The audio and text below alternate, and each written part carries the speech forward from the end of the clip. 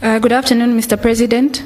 Good afternoon. My name is Virginia Chilongo from Movie TV. Mr. President, after taking office in 2021, your plan for your first year was dedicated towards stabilizing the economy. For the second year, your plan was dedicated to unlocking resources. But for your third year specifically, what is your plan? I thank you. Thank you. Hold on, I want to spread as much as possible. Yes, you.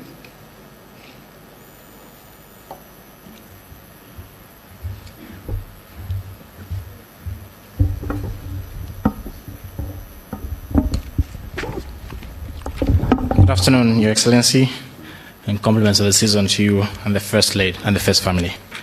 My name is Paul Shingongo. I work for KBN TV, also known as Kenmark Broadcasting Network. I just have one question for Your Excellency, which I want to begin by commending you, first of all, by being consistent in holding the press conferences quarterly, as per your promise. These are important engagements for us as the press. My question: a certain section of society are worried and concerned over your working relationship with our Honor the Vice President. There are indications, Your Excellency, that you are sidelining the Vice President. Others have wondered why the Vice President is rarely sent on assignments outside the country. Even just presidential inaugurations, we see Minister of Foreign Affairs, Honorable Kakubo, being the one sent to those assignments. It had to take Secretary to Cabinet to also convince the Zambians that even when you're outside the country, she's the acting president. He had to call for a whole press conference just for that. Your Excellency, I would love to hear your comment on this, as this has worried many Zambians. I thank you.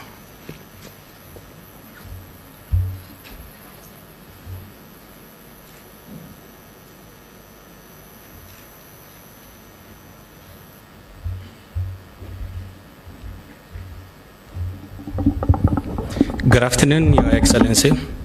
My name is Mugwe Majelala from Millennium Radio. There has been concern from the civil society, a section of the church, and opposition political party leaders that your government, that under your government rather, democratic space has been shrinking, and that your government has been using institutions of government to annihilate opposition political parties, and in this case, the Patriotic Front, where two factions have emerged. What is your position to these concerns, and what is your take in regards to the state of the opposition Patriotic Front? Thank you. We'll allow the President to attend to those.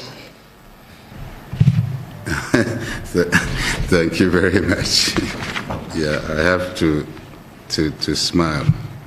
I think it's important that I smile. I'm not really sure. I thought the rules of engagement were that the questions would be around the subject, because that's why people end up writing totally different things and leaving the message of the press briefing unattended to. I thought that's the rule of engagement that you gave. So I would suggest, colleagues, that everything has its own time. This is a time for us to report to the nation what we've been doing in the last 1 year and before.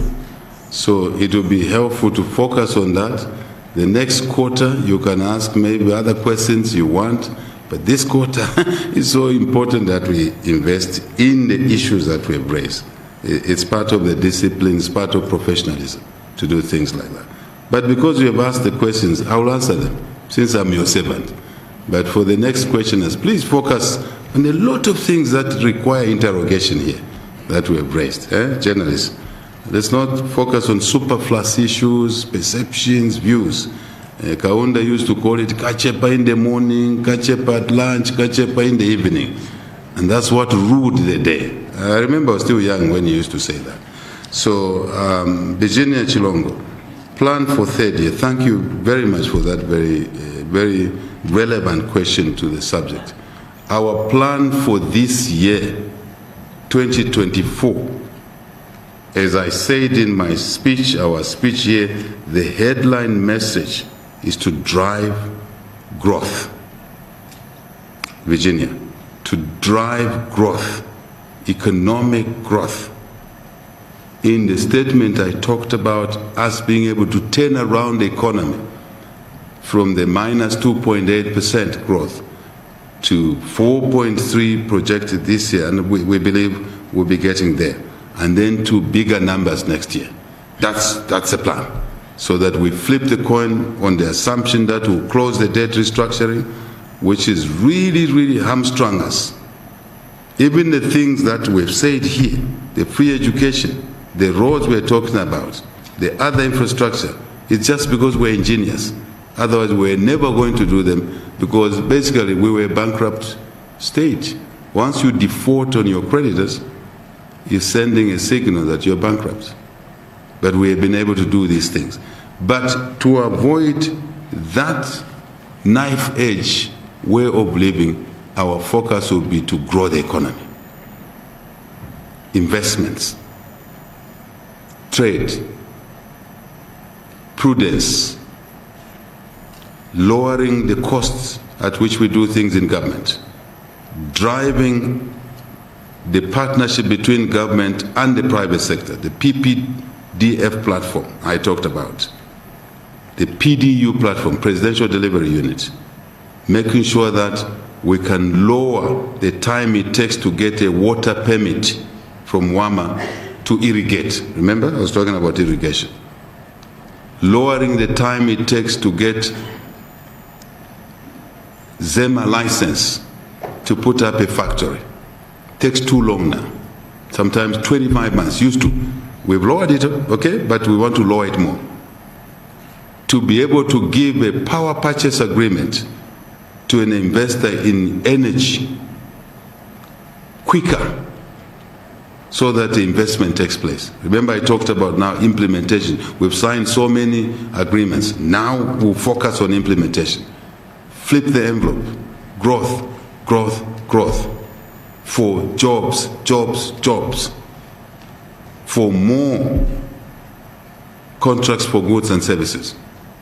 You will see we are promulgating a law now. You will see it in 2024, where we want to give deliberate favor to Zambian suppliers of goods and services. Deliberately. Give them priority. You see, I'm glad you have been following the way we had structured what we're going to do. Sometimes we flip over because circumstances beyond our control, like the debt, has taken longer. But that's the thrust, Virginia.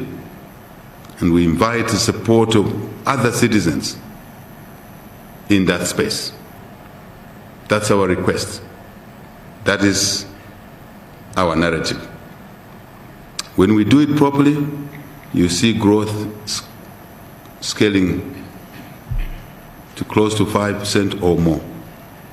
That's our agenda.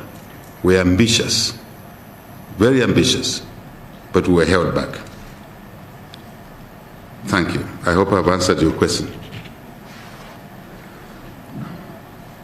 Of course, as a consequence of the growth of the economy, you see more employment, you see more teachers, more nurses, more other people, service, but more private sector jobs.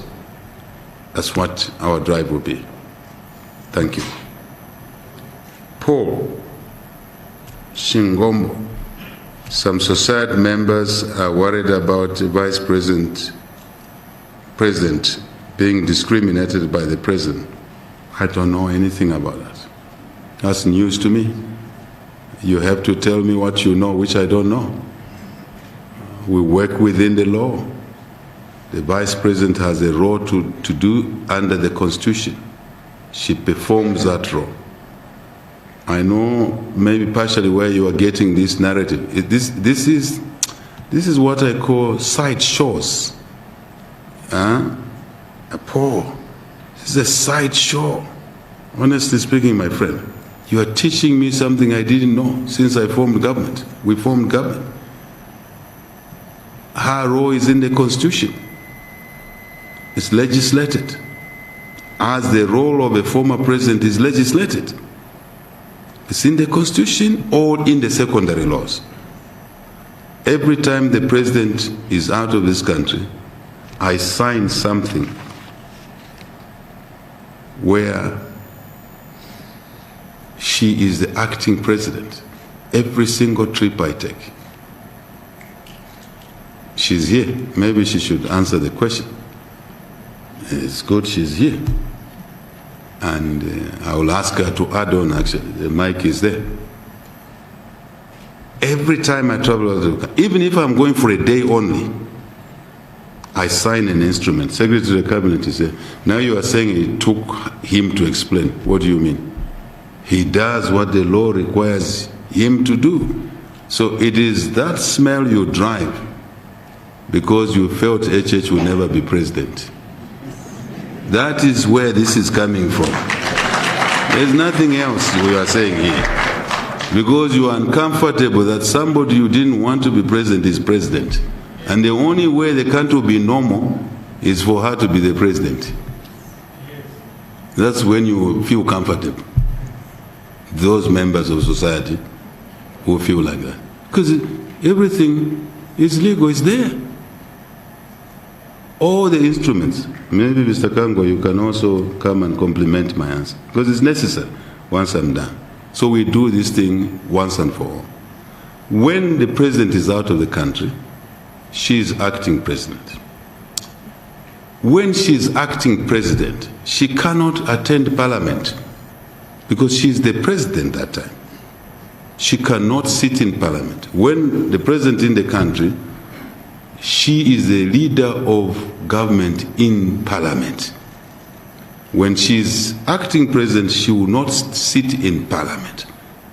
This is a story being parroted that she's being demeaned because when the president is out, defense minister is the acting president. No. Then she nominates the defense minister, she herself, or someone else, to be the leader of the house. I don't even get involved myself. It happens automatically. I don't know whether it's cabinet. Is it you who does that? It's her who does that. So if you have an issue with Lufuma, raise another matter. Lufuma is a citizen of Zambia, as she is, as I am. I know one day there was someone else who was acting leader of the house. I think Lufuma was not in the country. You would know better. Was it Jack or someone? You have a roster. You will explain a bit. So I think she will explain a bit more. I think it's important. This is really what is typical of Zambians, to bring other mediocre things that really have no basis. And I repeat, mediocre things, which have no basis at all. And the speculation, the narratives that, oh, the president should only come from this region. That is the issue now.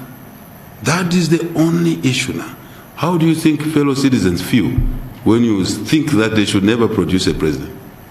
What do you think they feel? But who are you anyway? For you to be the only ones to take the president, who are you? Who are you? Which law are you using? Which constitution are you using? So that's what happens. She can't sit in the house. She delegates. As I delegate to her, she then delegates. The chain continues. Right? That's what the issue. The issue of travel.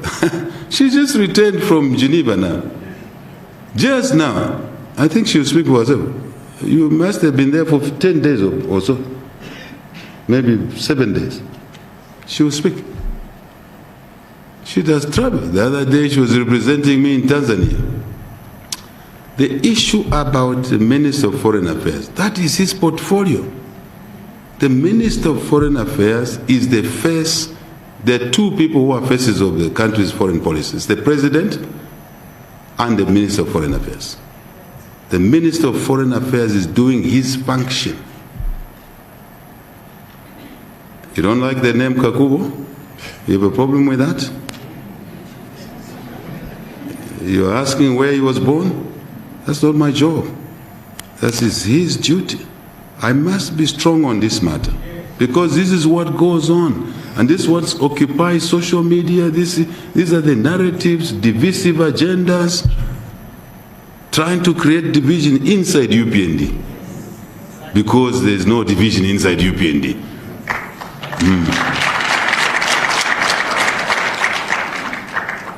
Oh, no, UPND has chosen Kombo as the new president. In UPND, there's a system there. And someone now wants to say Nkombo is the one taking over from HH and not the vice president. Again, back to the smell of ethnicity. That's what it is.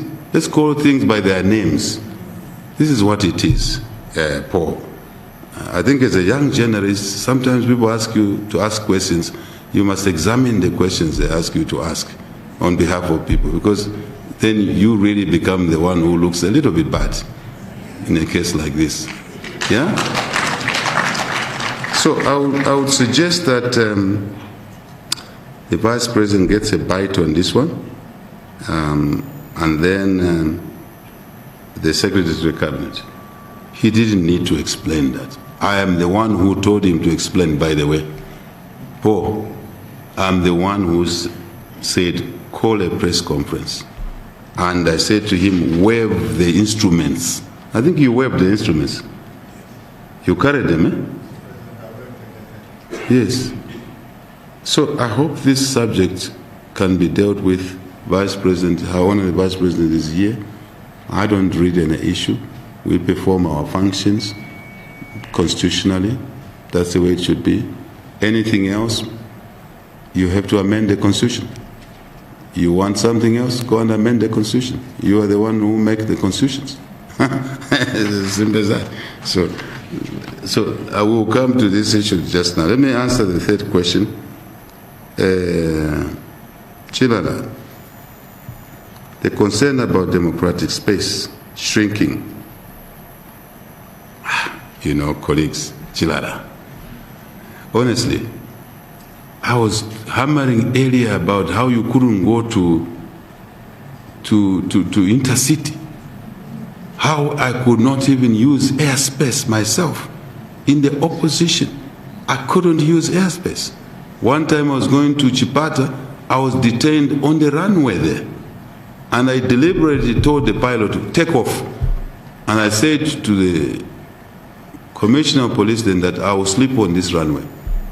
Tell me where I need a passport. Do I need a passport to come into Chipata? And I was war in those hills in Chipata. Tear gas, gunshots to stop my freedom of movement.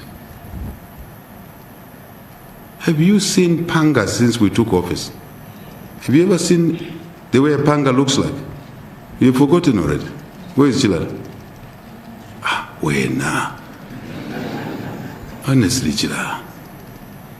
Where now? Which democratic space are you talking about that is shrinking? There are by-elections that have just passed. 3 of them. UPND won 2. I think PF won 1. Everybody was campaigning freely. Before that time, I was not allowed. She was not allowed to go to a place where the vice president or president was in the vicinity. I got gunshots 10 days before elections in Chingola. We haven't forgotten. We forgive, but we don't forget. That's the rule of engagement, eh? Civilized human beings. We forgive, but we don't forget. I had to sell that car. It ripped off the door handle of the seat where I was sitting. And I was only going to church on a Sunday morning in Chingola, 10, 11 days before elections. That was no democratic space. That was no freedom of movement. So, I'm not sure what you're talking about, or those society members. I know you're asking on behalf of the people. Again, I'll say to what I said about Paul. Sometimes refuse to ask questions on behalf of other people, because you know it yourself, unless you lived in a different country. People say things about this president every day. And it's the Democrats. Insults. One Sean Tembo, every morning, his job is just to insult HH. Every morning, you check every posting. It's HH, Atuyu, he calls me Uyundani Uyu. And I read. I must tell Sean Tembo, I read. But I just smile. I just laugh at it. I have more important things to do. I don't even pay attention to them. I laugh. As I told you, one of them said, the coup happened next in Zambia. I already covered that issue. Crazy, isn't it? This is serious craziness, eh? So, there is democratic space here. What you are seeing is what we had lost. Because we're enforcing the rule of law, now those guys who were breaking the law believe that this is abnormal. What was abnormal became normal under the PF. What we are doing, which is normal now, is looking abnormal to them. That's where the problem is. That's where the problem is. The Public Order Act is in Parliament and is being reviewed. We have taken it to court again, to Parliament, the first time in 30, 40 years. We've taken, in fact, not in 30 years, since colonial time. Except, let me be correct, one Mulundika, who took it, a unique person then, to court to amend one or two things. So this is the second time. And that was amended via the Supreme Court ruling. But this time, we have taken it to Parliament ourselves. But law and order is not equivalent to anarchy. Chilana, the day you become president, my friend, you realize you are responsible for both sides of the coin. Democracy and space is two sides of the coin. Where your rights end, someone else's rights start. Surely, that's natural justice. To go and say we are going to break ShopRite in town and burn it and invite people to take goods in there, and that is freedom and that's democratic space, and the police know that that's what you want to do, and then you go in town and do that, it will be an irresponsible police and Home Affairs Minister. Absolutely. Let me remind the gathering here. The British government has just brought back the Public Order Act. The British government, in the last 3 months or so. Why? Because people were toying every day. They were in the streets of London every day and breaking property, beating people. Prime Minister Sunak said, no. This is anarchy. This is not democracy. This is not rule of law. This is nothing. This is anarchy. And they've now amended their laws to restrict anarchy. It's there. Check. You know, me, I scan my eyes globally, regionally to see what's going on. So that doesn't mean the British people have taken away democratic space. The British people don't want other peace-loving citizens to be inconvenienced out of Upper Brook Street every day. Those of you who know London well, I lived in that part of London, Upper Brook Street, Park Lane. Every day, toy, and you can't produce. Look at South Africa. Every day, toy. Burning Woolworths.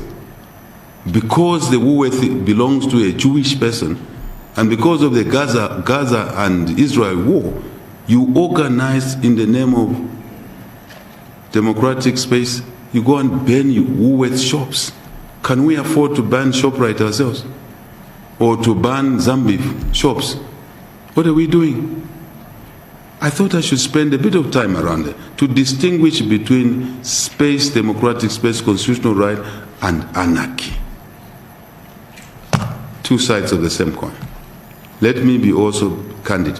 When I was in opposition, maybe you've forgotten, I suffered the most. There's no politician who was alive who was persecuted the way I was. Let me be direct today. I am the one. I am the one who got tear gassed every move. I'm the one who got live bullets every move. One bullet meant for me took away Joseph Kaunda. 10 hours in the morning, around police headquarters there, High Court area, took out an innocent 23-year-old life. That bullet was meant for me. Joseph Kaunda. Another bullet went to Nsama. In case you have forgotten, Chilala.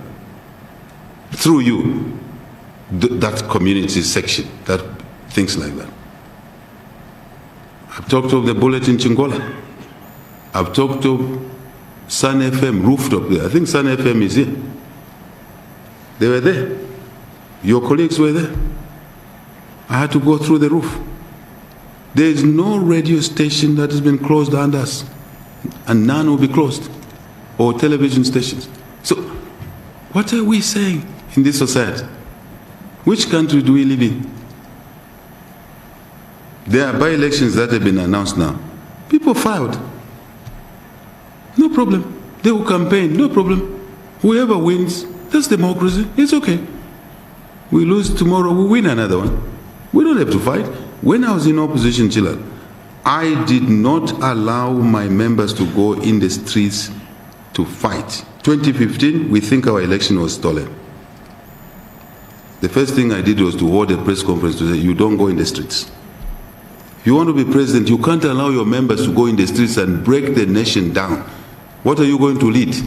Which nation are you going to build? Look at how the debt is creating problems for us.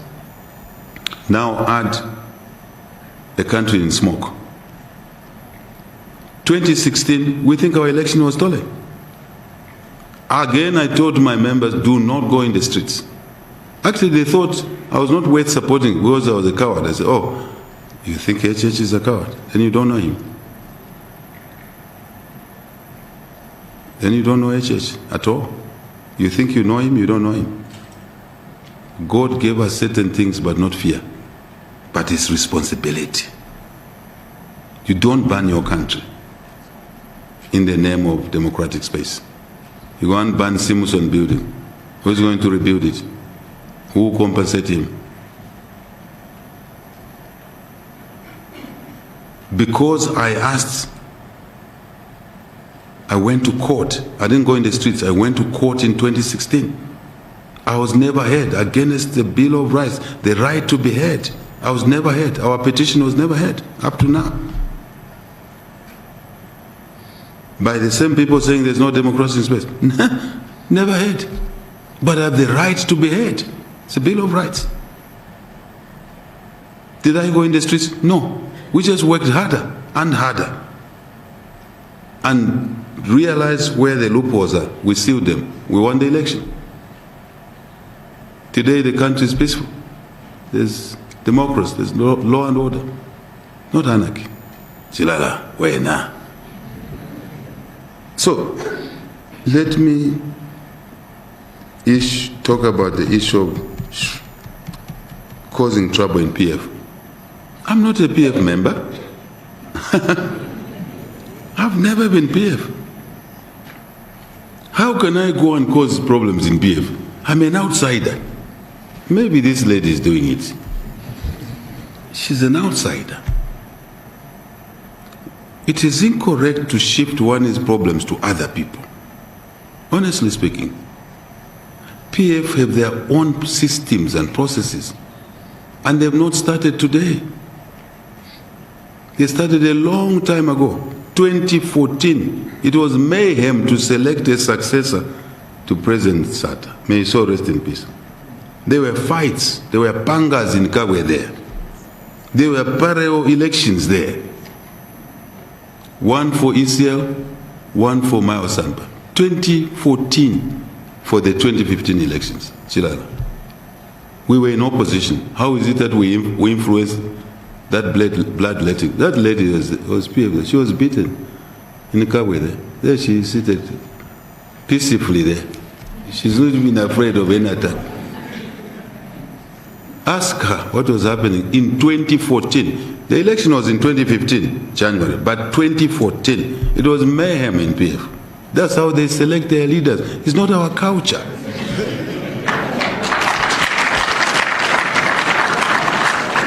It's not ours. I'm afraid. Don't bring the smell to me. Take it to the owners. That's their smell. It's not my smell. It's not our smell. I must also tell you something which is true. It's difficult to run an opposition party. I know it. You need discipline. You need patience. When we were in opposition, Chilala, PF took away every vice president we appointed, they took them away. Yes, my deputy secretary general is there. They took away my national chairman. They took away Vice President Simenda. 2, 3, they took away Vice President Kapita. He's there, he's alive. He's there. Took him away. I was with him in Solway, in Northwestern. We were touring before the 2016 election. He says to me, Mr. President, I have an emergency in Lusaka. This man, I'm in Northwestern province. There's an emergency in Lusaka. What's happening in Lusaka? He leaves me. The next thing is left me. I'm campaigning in his province, and I need him the most. He defects to PF. Did you ever hear me criticizing Kapita? I simply said, I wish you well. That's my standard answer. I never pointed a finger at PF. Next, who do I find now I said, let me put 2 vice presidents now. One goes, one remains. Right? Who do I put? Canisius Banda and GBM. Emingala to yoine. First to go, Canisius Banda. Mutenga na ever. Next, the man who said, I will never go back to PF, Malusi. Tetinje Kumalushi. GBM was gone. Did I say anything bad against Kapita, Simenda, GBM? No. Standard answer. Wish you well. Maturity. Understanding. You need to be, your heart must be big in opposition. Because some people can't wait. They can't be patient. They like things now. I never demonize any of my colleagues. I simply wish them well. I think the history is there. The records are there. I never pointed at PF. Why are they pointing at me? I'm not Mao Sampa. Mao Sampa is a PF member. The same fight that there was in 2014 between Mao Sampa and ECL is just a reincarnation of what happened in 2014. Almost. That time they split into 2 groups. That's what is there. So how do I come in, my dear colleague? This is unfair, colleagues. This is incorrect. We have no business in choosing who runs PF, or who runs Socialist Party, or who runs Citizens First. These are entitled to participate in politics. How they organize it, their culture, is their business, not ours. I must say, honestly speaking, I feel we are being shortchanged, but I'm just quiet. I don't talk. Because if I talk, I'll lose the time I need for debt restructuring. I'll lose the time I need to fix free education, to fix CDF. That's my attitude. So I really think that media, it's unfair sometimes to run these narratives. I've been watching press conferences, briefings, and you know, but if PF are fighting for succession in Chilala, they must do it within the law. When they start fighting at their secretariat and beating each other, the police will move in. That must not be misunderstood to mean that the president of UPND and the Republican president is interfering. No, that's law and order. If you beat your wife, are you married? Try and beat your wife one day, the police will be there.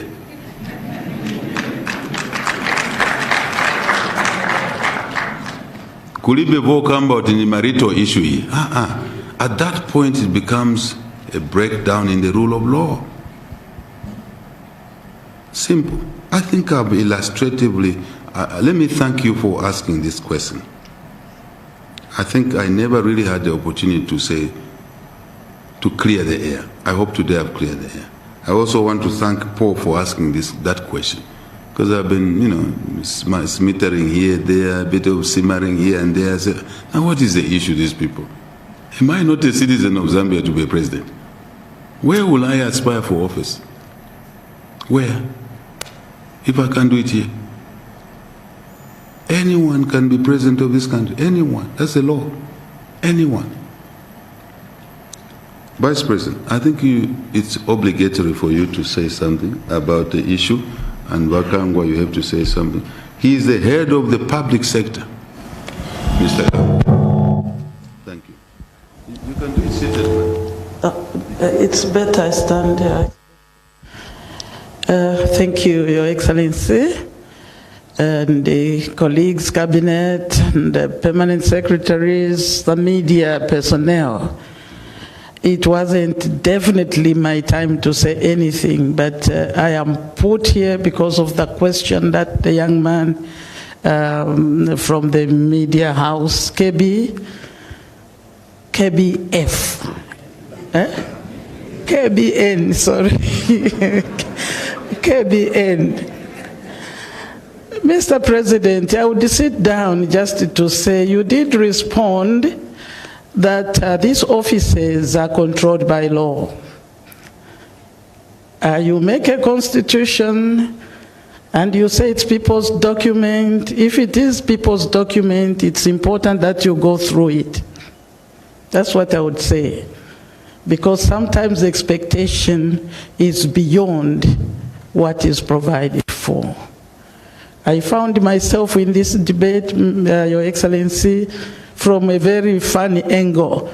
But I'll tell you that if there is any intention to think that, President Hakainde is not fit, it should be Nalumango, then you are wrong. Completely wrong. I am Talena Lumango. Willingly, freely joined the UPND. Willingly, freely supported the president through it all. I didn't have to be bought. Just to know who your vice president is, you don't have to fight for me, because I know who I am, and I know what I want to do, and I make my own decisions. So if people have issues with the president, come out and tell him your issues. I am capable of standing and doing that which is right in my heart and before the living God. So for now, I am the vice president. I am not the president of the Republic of Zambia. I think the president has truly described how we work. And in no single trip has the president made, because I've heard those things, no single trip has the president made outside the borders of this country when somebody else acted. I even remember, Your Excellency, there was a time we were crisscrossing almost. You were going to Congo, and I had to arrive just before. So I remain with the instruments of power, and I have copies. I am not just told, I have copies. If I knew this question would be asked, I would have come with them, because I keep them. They are physical, hard copy, and I have each one of them. From the first trip, the president went to New York. That was your first trip that I got. You forgive my voice, I have some cough. So Zambians should be able to stand for what they want, but to want to put me in the sport, to be the instrument of a fight, no, I am a Zambian. And my purpose being here, I ask God all the time, is not what you think. It is to serve Zambia, to ensure Zambia has unity. And I went to UPND knowing exactly what the position was. And I remained there, and I'll support this man through and through. It's a decision I made. It's a decision I made. So don't you use me for your own political fight or tribal fight. In fact, I stand to fight tribalism, regionalism. Don't put me there. It is the president's press briefing. It's not mine. I need a political rally to tell you that this is wrong. Don't use me. I know what I feel. I know what I think. I'm capable of making my own decisions. You can't use me. I am a Zambian. That's who I am. I hope you know me a little today. Thank you.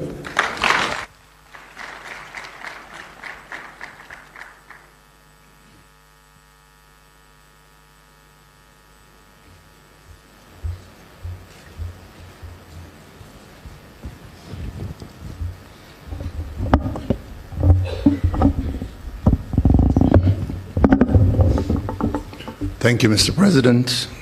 Your Honor, the Vice President, Honorable Cabinet Ministers, senior government officials, permanent secretaries, members of the press, and the country at large. Mr. President, after we had discussed this issue, I made it very clear as to the process that goes through for delegated function. I'll just touch on it a bit for those who may not have had the opportunity to know the process. Mr. President, each time the President is leaving the country and we're making arrangements for his travel, my office, using the Constitution, prepares a statutory instrument for the President to delegate his responsibilities to the Vice President. This has been done, as has been said, by the Vice President and the President himself. I have done this religiously. Each and every outing, the statutory instrument is signed, and once it's signed, I make a copy available to the Vice President, and in most cases, I will even go there and give her a brief on the departure and the return of the President.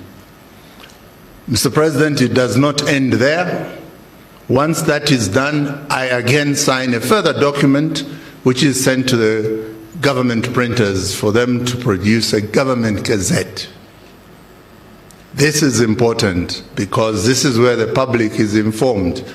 I know government gazette is not a public document, it's not a document most of us know, but it's an important document for us in government because once we've produced that, it confirms to the public what is in the statutory instrument.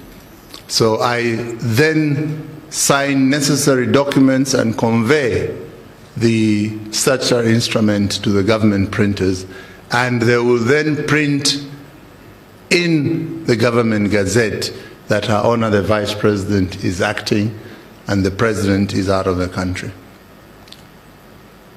Now, the delegation done is for all functions and powers of the President except appointments, disappointments, and dissolution of Parliament.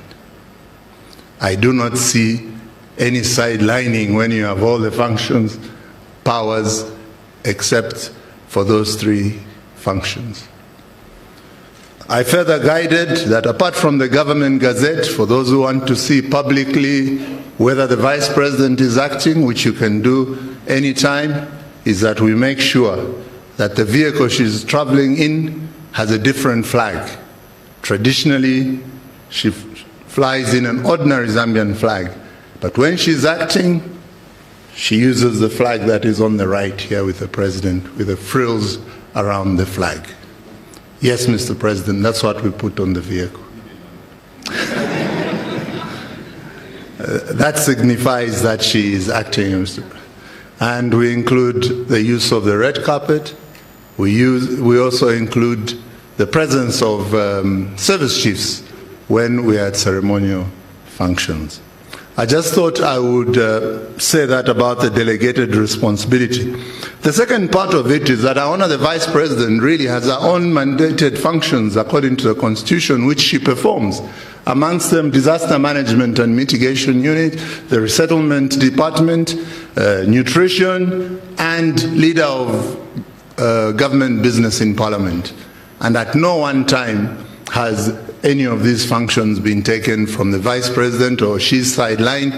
We have always run those functions with her. Lastly, Mr. President, is the fact that I honor the Vice President attends Cabinet and is with the President all the time, and consultations are held. You can imagine she traveled from Switzerland straight from the airport into Cabinet, the last Cabinet meeting, and a lot of interactions and a lot of consultation. It was on Monday, Mr. President. That was Monday when we had that Cabinet. Again, a lot of interaction, a lot of discussions for the good of our country. Apart from that, we had a senior, what the President is now calling a senior management meeting, where there was further consultation. Again, I honor the Vice President was there to guide all of us who are called to that meeting. These meetings always happen. And from my point, my job requires to have a President and a Vice President, and I cannot do without both of them, and the Constitution clearly states. Thank you, Mr. President. Thank you, sir.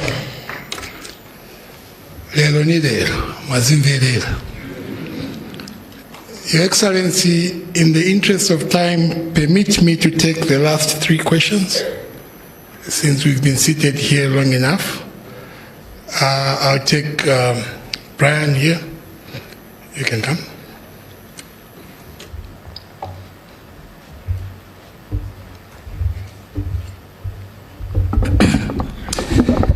Mr. President, good afternoon, and thank you very much for the Access to Information Bill. I want to believe every journalist in the country is very happy. Mr. President, this year has been a very tough year for Zambians. The cost of living has been very high. What assurance do you have for Zambians that 2024 is going to be a different year in that regard? Thank you.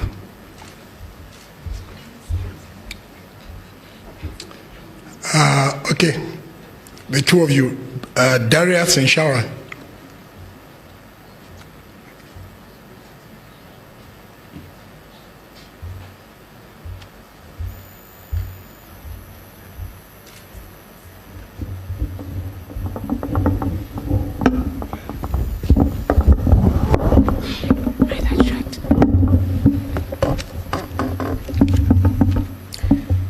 Good afternoon, Mr. President.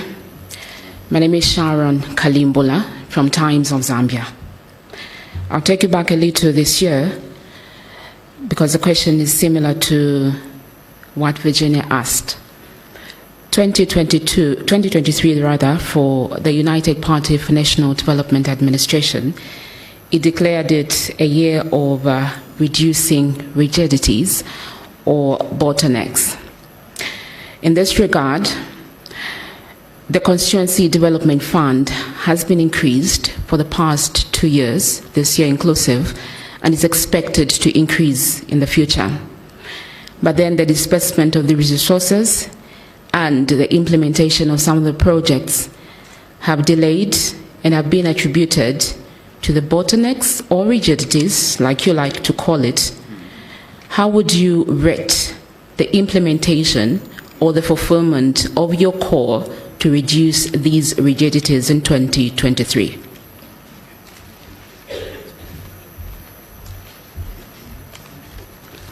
Good afternoon, Mr. President. My name is Darius Jonia from Diamond TV. Mr. President, we have seen and heard Finance Minister Dr. Stubeko Msokotwane make assurances on interventions to minimize the volatility of the kwacha, but it has kept performing badly. Mr. President, is there hope of the local currency ever appreciating against major convertibles? Thank you. Allow the President to attend to those. Thank you very much to the questions. Most appreciated. My colleague friend from ZNBC, 2024, the cost of living has been high. Could we see some improvements? I think I spent some time articulating the link here in the speech, and I deliberately spent time, deliberately. So I can only refer you to what I said already in today's messaging, right here, that because we damaged the economy, ourselves as a country, let's leave who was there. We know who was there, but that's not the issue. And the pressures that we face, our duty is to continue working on those pressures, the vessels that are delivering pressure on the cost of living. Mill, we've put measures, national service, correctional services, FRA, aligned millers. We pushed that agenda quite a lot, and we'll continue pushing it, my colleague, so that we do increase the production. I belabored that point earlier in the day, and that we also mitigate the imported inflation aspect. Imported, meaning the pressure for food from, let's be specific, Congo, Malawi, and other neighbors. And the solution for us is not smuggling, is not, if you like, shutting the borders. The solution is to structure the markets, like I said, with Congo, the place and order. The solution is to increase production. That's why National Service and others, let me put it here, that President is the Commander-in-Chief by law. Earlier you heard me say that no one who has keys to the armory has a right to use the armory and shoot at people. No one. Only the Commander-in-Chief can decide that on behalf of the people. So, but what we are now saying to our men and women in uniform, the Commander-in-Chief has called them to assist in reconstructing the economy. That is what is done in other countries. Which countries? Egypt, Tanzania next door, Rwanda. That's why you see National Service building bridges, Army building bridges. The Army are just doing a couple of bridges in the Northern Corridor right now. But more important, to produce food. And you see the irrigation, correctional services doing a lot of irrigation, and national service is deliberate because the Commander-in-Chief has asked them to do that in peace times without them forgetting their role as military men and women. So it's deliberate again. So it's all to help produce more food, move towards 10 million tons of maize, as an example, and then stabilize the price of milk. The call for you citizens to produce just 1 hectare. I'm repeating what I said. Just 1 hectare, and be more productive. Keep some for your own need. Sell the other. Supply side will benefit. Credit window.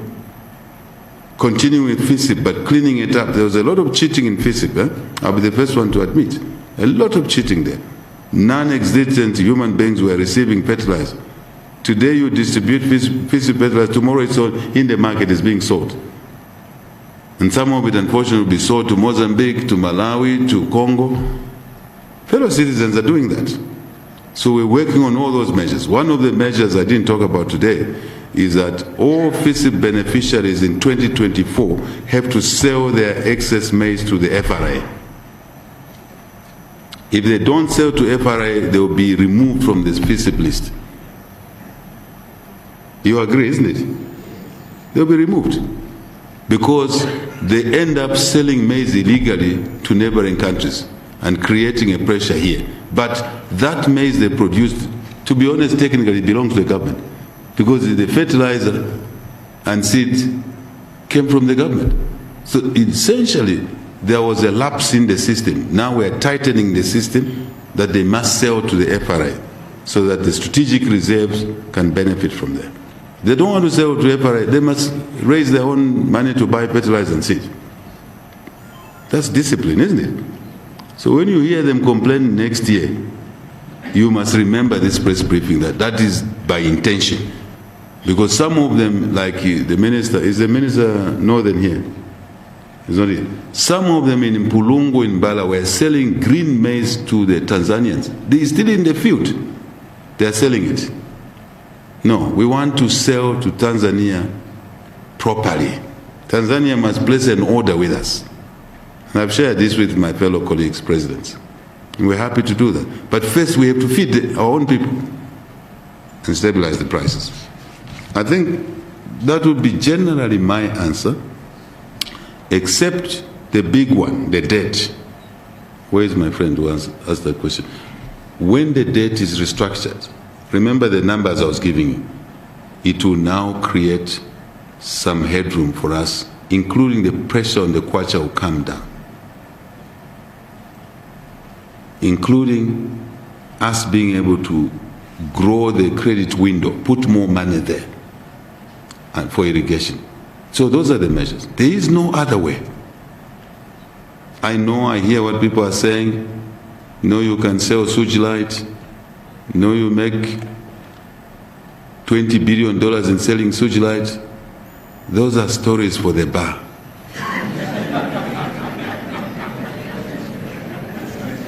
Those are stories for the streets. The streets are people normally in the streets because they're not intoxicated, but in the bar, because then they are high. They say anything there, anything goes. We're aware of that sewage issue. We're aware of the emeralds issue. I have said it before, the minister is there. We're putting measures to get value from the emeralds. More value, including sewage light. If you may know, the minister there is conducting a mapping of the sewage light area. Am I right, Minister? So that we can now exploit it legally and properly, including marketing it. You saw me at the Jewel of Africa visiting the factory. You saw me not long ago. It's all steps leading towards us now looking at the value of emeralds, semi-precious stones to our economy. 2024, remember who asked me the question, Virginia. Those are the issues we'll be looking at, expanding the economy, bringing more value from different resources that we have, including emeralds, including sewage light, including lithium. That minister has just put in a policy statement that no one will mine lithium and export the raw material. No one. I said it earlier, but of course you couldn't maybe connect the dots. So in Mapatizia now, where our citizens discovered lithium, I must confess, we didn't discover the lithium. It was our citizens who discovered lithium on their own there in Mapatizia. So is the gold in Kasenseli. It's our citizens. It's our citizens in Impika who have discovered gold.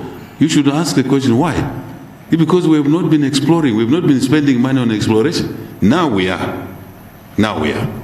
And I think I covered it earlier. So there's a lot that's going on, my dear colleague, ZNBC.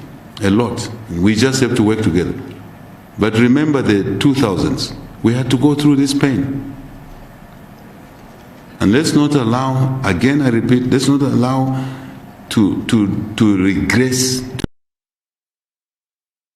to reverse to this negativity of debt mountain. Sharon, CDF increase, but rigidities, performance, I talked about it earlier, that we have to improve continually the performance of CDF. The problem is not CDF money. The problem is absorption. The problem is, it's a learning curve. Remember, people are shocked that they have 30 million kwacha in the constituents.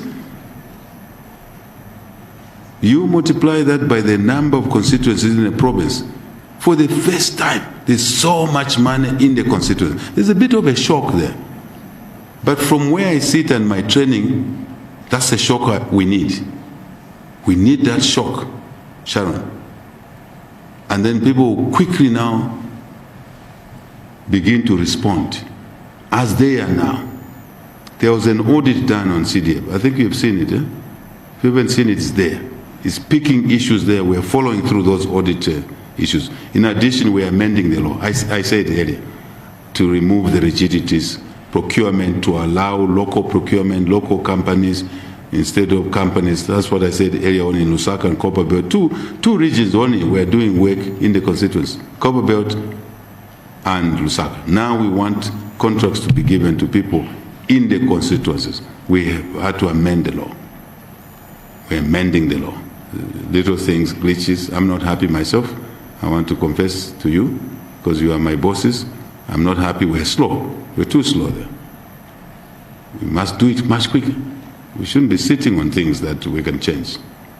So that's the issue. But also, I did mention to you that yesterday I signed laws, including the amendment to the Public Procurement Act, which was making it difficult for the constituencies, the districts, for the constituencies. Let me change the English. For the districts to adjudicate on contracts for the constituencies much quicker. There were rigidities and contradictions. So, Minister of Justice, thank you very much, and your team, and sector ministers for moving to amend those laws. I talked of the Public Procurement Act. I talked of the Public-Private Partnership Act, so which I signed yesterday again. So all those have been amended to facilitate now unlocking the rigidities. But we'll continue. This checklist, Sharon, my dear friend, today you can sit and I can publicly call you a friend. When we were still in opposition, I wouldn't, because you'll be beaten outside by the thugs, by the party thugs. But you have followed us from opposition. We've remained consistent, the things we've been saying. So, but we've amended the laws now. You will see a pickup of speed, but also precision and priorities. I must say, colleagues here, you can't put money without priorities. The priorities for CDF is education, it's health, it's water supply and sanitation. People need water. It is basic infrastructure, it's agriculture. That's why there's maintenance capacity being developed there. Then, of course, there's women funds there, youth funds, there are some grants there, there are some loans there. I think the CDF loan, anyone from local government here, is the lowest. I think it's 5%. Secretary of Cabinet, it's 5%. You go and get a CDF loan, small loans for a saloon, a loan for a barber shop, a loan for a welding shop, because we must take care of our people there at that level. It's 5% only. Where would you get money at 5%? Not any. So, but again, ZNBC, Zanis, just take rounds, go around and do this field work and bring this information. Diamond, Prime. By the way, I'm fighting an issue in government now, and I'm fighting legally, but also by policy and conviction. There's no reason when a government team is moving around, why not carry the private media as well? Because the private media will angle a story in a different way. So why are we resisting that? Which money are we using? It's the public money as government departments. But who is public? It's the private media as well. That's their money. So we can get a taste of a different story from a different angle. And by the way, viewers like seeing different stations. So that is the fight I'm having with the Secretary of Cabinet and other people. It's a health fight. Don't misunderstand what I'm saying, that we're exchanging blows and no. It's a debate. I believe when the president travels, he must also carry the private media as he carries the public media. So the story can be told from all angles. CDF is a game changer. Sharon, rigidities, I detest. stand in the way of development. We have to dismantle them.